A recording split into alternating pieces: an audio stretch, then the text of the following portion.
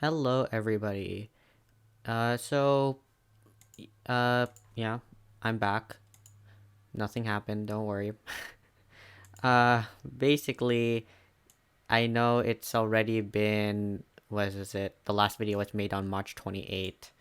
So, and today's June. Well, from the time I'm making this video, so March, April, May, June. Dang, I've been gone for a long time. Yeah. So whenever this video actually comes out, gotta edit it. Hello. Welcome. Welcome back to Code.org App Lab tutorial number 9. Okay. So from the last video that we were making a we're basically just making a developer's account. And I believe we were creating that because we wanted to create a banning system. And I left you off from part 1 of 2 because of or not because of, but we were just really messing around with the login account. So if I'm right here, from the accounts modifications developers mode, and because it's already been this long, or if you're just watching this in a collection and you just somehow found this video, I'm gonna go ahead and log into my account. Maybe someone has left a message for me. So I'll just enter my username and password. And yes, someone has left a message for me. Someone said my name, subject was lol, yet they didn't add anything on the text. Oh. Okay. Well, that's pretty much it. And I can see that the app is really buggy because most of the things here don't really work right. Let's try this one more time. There was an image. There is no image. There is no reply. The refresh works, and I can send a message. Okay. Everything works there. So now, and I can see that we have the pro service on. So I'm gonna go ahead and go straight to Aircoin. Seems like everyone got the codes. Here's another one.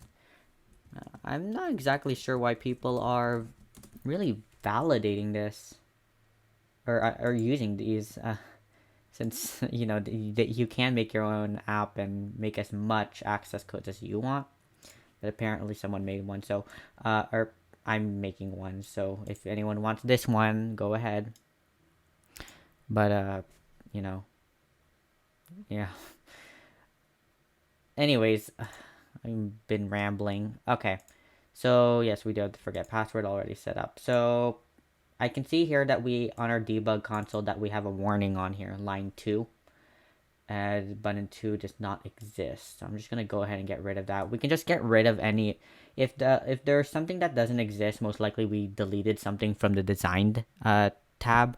So you can go ahead and just remove it. It's useless at that point.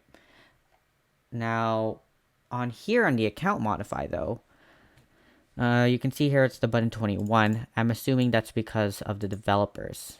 And here we have developers, account modify. Okay. So, let's see. This, we're trying to create a banning system, of course.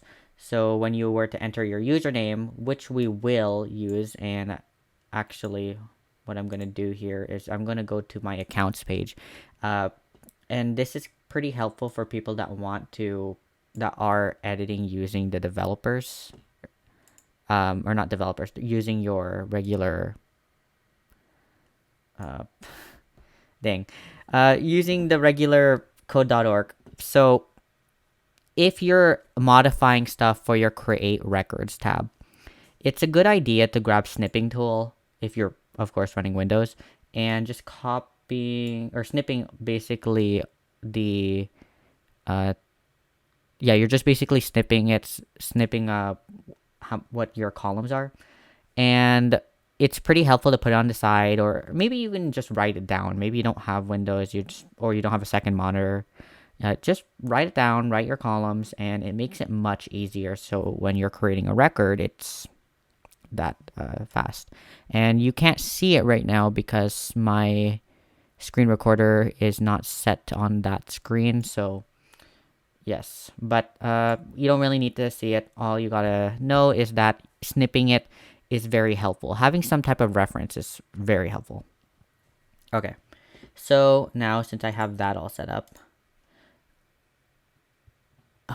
we don't have a. Let's see. I need to read some of this. Most of the dev is. Okay, so that's undefined. That's basically just saying if you have any undefined, it's basically just saying that the account is not a developer. We have account type, which is of course the account type. And dang, a lot of people have been creating a lot of accounts. Let's see how much accounts. We're on our 411th. And oh wait, I know that person. I've seen them in the comments a lot. Anyways, sorry. So yeah, basically we need to I usually in most cases you wouldn't actually have to delete an account. You would just disable it and we would have to add another column. But I can see here on our data browser that there are already a lot of columns and there are already a lot of accounts. You can skip most of my rambling, but basically if you're making an account and you need to make sure that the user doesn't have to create a new account all of a sudden because you created a new update. This can be found when you're, let's say, playing an online game. We'll just say like Overwatch, right? Let's say you have a feature where now you can buy a membership, for example. Uh, that has nothing to do with Overwatch, but basically, yeah, you want to add a feature where you wanna add a membership to it, and you want to use your accounts tab, or your accounts table. Now the issue with that is that you already have like tons of accounts, as you can see right here. So the compatibility, you don't really want a lot of undefines. So now the issue with that is we need to make it where each account will be backwards compatible. It will be able, even though it's a legacy account or it's an older account than from the new update, it should still be able to be used, and it will continue to be used from the newer updates. Now, why am I saying this? It is because, and we can even think of this example from AOL, AIM, the AIM messaging service, right? It was back then using dial-up. Fun fact also, you can access your account actually from AIM on the actual AOL website, which is pretty cool. But that's a perfect example of backwards compatibility. Having that capability, it's not really called backwards compatibility. That's just really for games, but I'm just using that name because I think it better explains what I'm trying to talk about here. Now, we don't in most cases, yes, we would disable the account because if you had a customer service for your app, you can give the reason to the user why they disabled it, and you can actually re-enable the account. That is totally capable. Totally. Now, we don't have that, and I don't want to add another undefined. So what we're just gonna do is just delete the whole row altogether.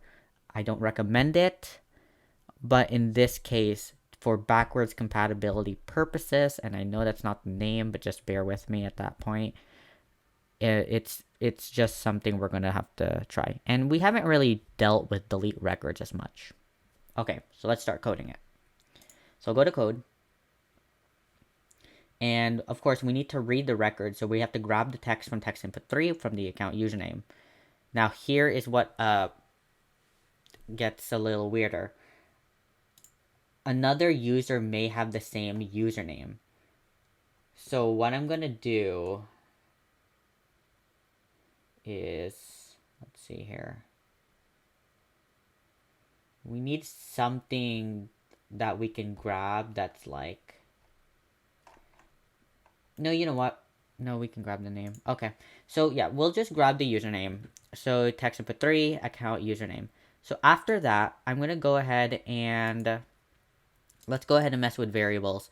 There are two different types of variables that we can use.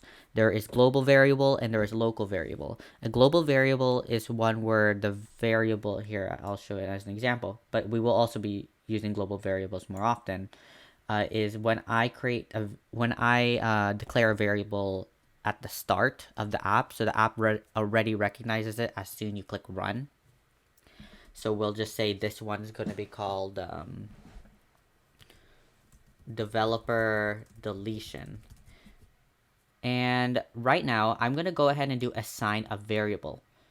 Now, why aren't we using this, the declare variable? It's because it, of course, it's in the name. You're just declaring a variable, but it's more commonly used for like local variables, which we will get into later on.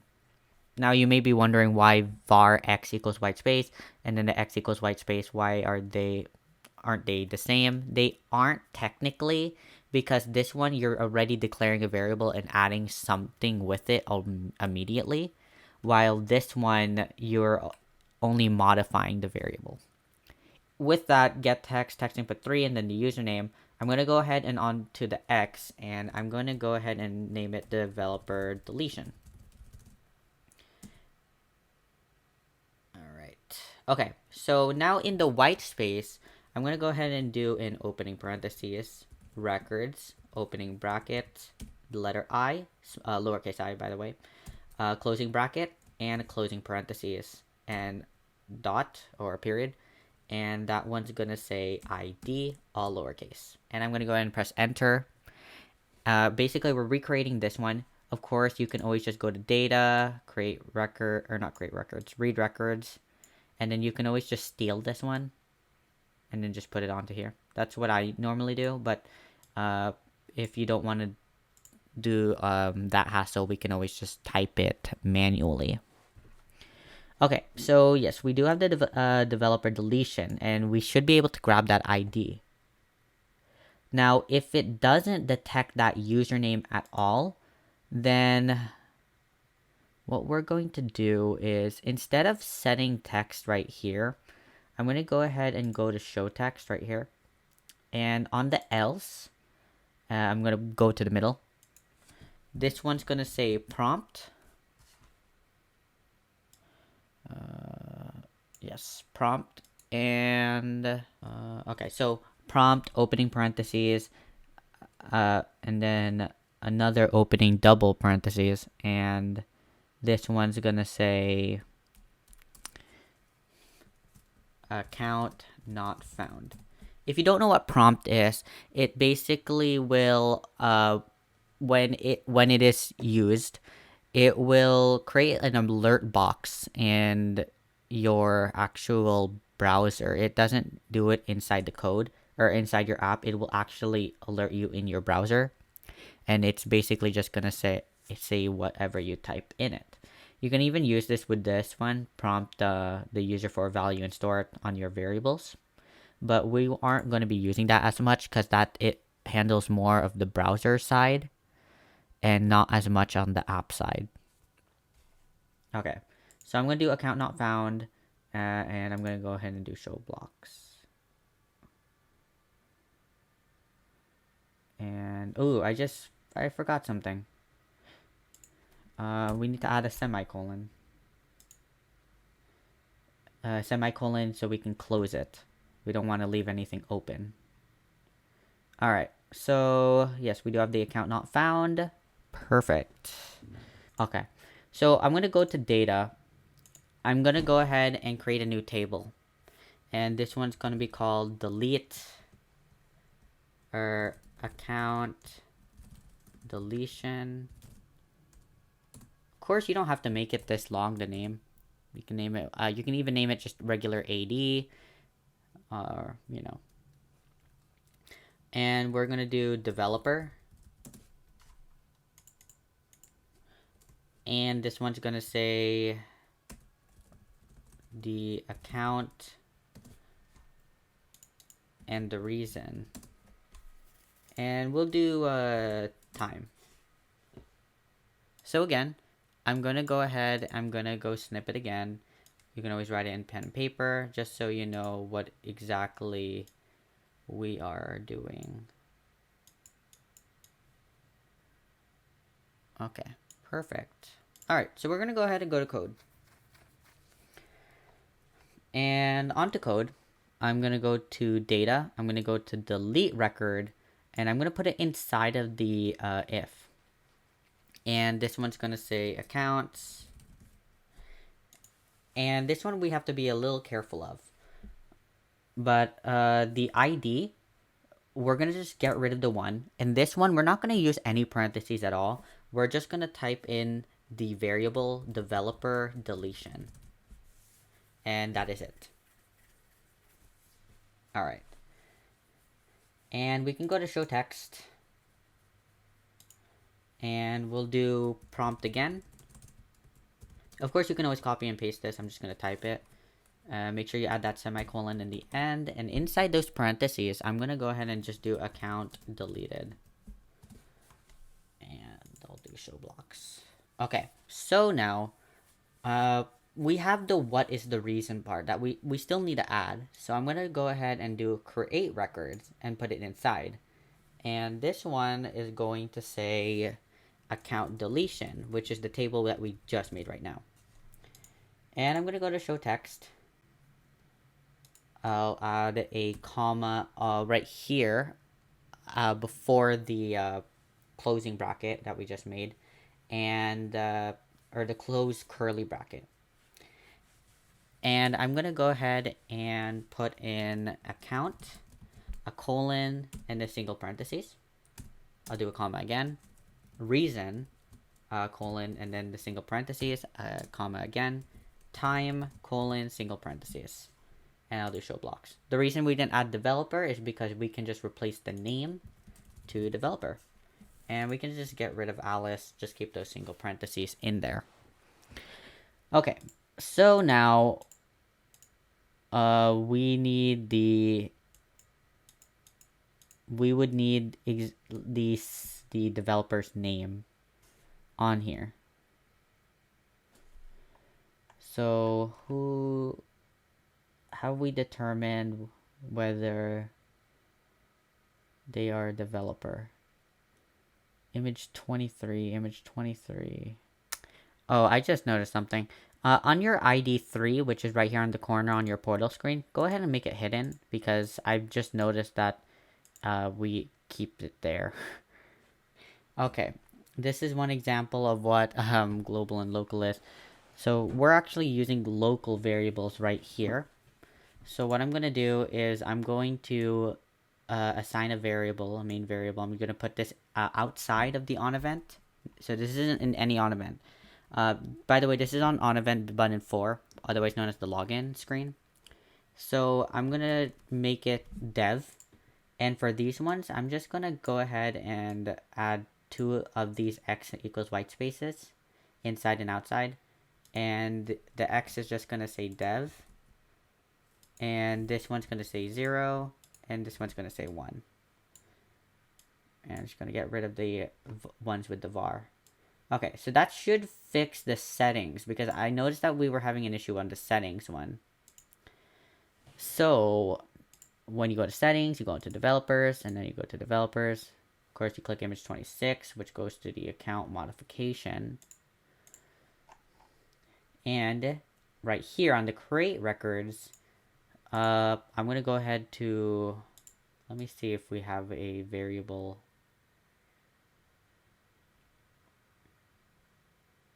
No, we don't. Okay, so I'm going to rely on the username ext on here. So I'm going to go to portal screen. I'm going to go to UI controls, grab a get text, go ahead and put it next to the developers on button 21 or the account modify code. And that one's going to say username ext. That's developer. Now, on your account modify screen, I'm just going to go to it because I just need the username ext ID. For the account, I'm going to do get text. This one's going to say text input 3.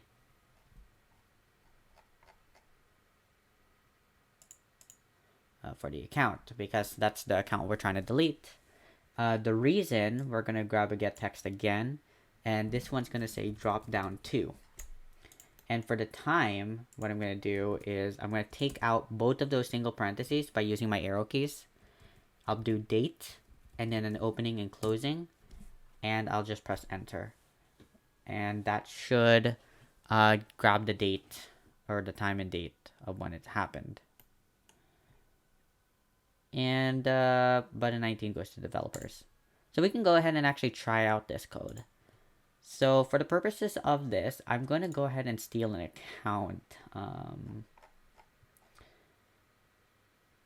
Name. Which one is an account that I created? I'm going to do sponge person. So I'm going to go here. I'm going to type in my name. And I'm going to assume I'm a developer. Okay. Go to settings, developers, account modification, sponge person. And the reason is conflicting with air partners. It says account not found. That's an issue. Okay, this is interesting. The code.org just crashed and I haven't seen this issue happen before. Okay, so now I'm gonna get rid of these account not founds. So instead of the prompt account not found, I'm going to get rid of them. And I'm gonna grab a set text. I'm gonna use the label 63 or the account modifications developers mode as just an example. And I'm just gonna say account not found. I'm gonna copy anything inside that text. Control, set timeout. And we'll just make this 3000 milliseconds. I'll go to UI control. I'll do another set text. And this one's just going to be the what's inside it. And label 63 again. Okay. And I'm going to copy this actually. I'm going to get rid of the prompt for the account deleted. And I'm going to paste it. These two. And I'm just going to say account deleted. Account deleted, and it just goes back to account modifications developers mode. Kind of curious if it actually, nope, it didn't do anything. It's a good idea to add a row even if it all says undefined. You don't even have to type anything. It's because of there is an issue with code.org where it sometimes doesn't think it's a data table. Sometimes it works, sometimes it doesn't, or that's from what I've seen. So I'm going to do sponge person. Go into the accounts and find the account sponge person.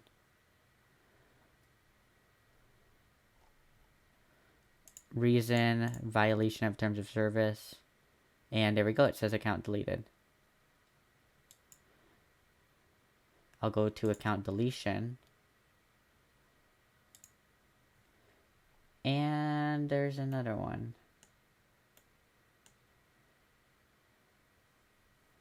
Date is not. I think I fixed it. I think there was an issue with the date.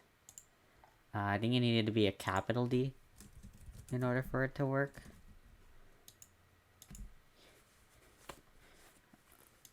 So I'm going to go ahead and log in again, do another account. I'm going to delete someone's account. So I'll go to here, developers account modification. Let's do test. And we'll do hacking. There we go, account deleted.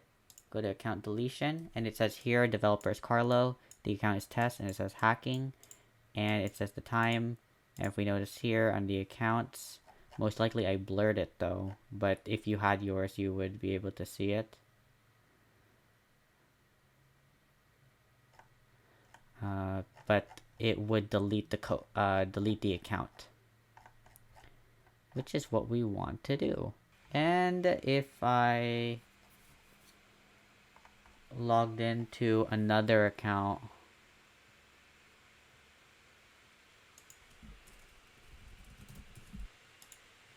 oh, they still have access.